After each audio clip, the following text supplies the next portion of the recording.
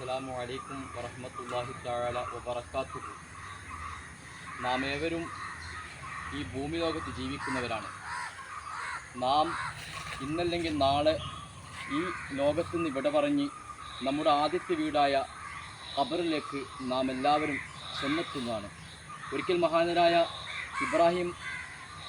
Ibrahim bin അദ്ഹം റളിയല്ലാഹു അൻഹുവിനോട് ഒരാൾ വന്ന് ചോദിച്ചു, മഹാനവറുകളെ, ജനങ്ങൾ തിങ്ങി താമസിക്കുന്ന സ്ഥലം എവിടെ? അവിടെ നിന്ന് പറഞ്ഞു കൊടുത്തു, നിങ്ങൾ അങ്ങോട്ട് നോക്കൂ, അവിടെ ഒരുപാട് പേരുണ്ട്, അവിടെയാണ് ജനങ്ങൾ തിങ്ങി താമസിക്കുന്നത്.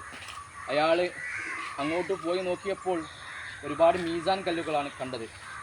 അങ്ങനെ ഇബ്രാഹിം ബിൻ അദ്ഹം റളിയല്ലാഹു അൻഹുവിനോട് ആ മനുഷ്യൻ ദേഷ്യം പിടിച്ചു, നിങ്ങൾ എന്ത് നിയമമാണ് ഞങ്ങളോട് പറഞ്ഞത്?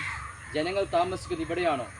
അവിടെ നിന്ന് പറഞ്ഞു കൊടുത്തു, നിങ്ങൾ ഒരുപാട് മീസാങ്കലുകൾ എണ്ണി നോക്കുക, അവിടെ യുവാക്കളുണ്ട്, യുവതികളുണ്ട്, വയസ്സന്മാരുണ്ട്, അതുപോലെ തന്നെ വയസ്സത്തിമാരുണ്ട്, ഒരുപാട് പേരുണ്ട്.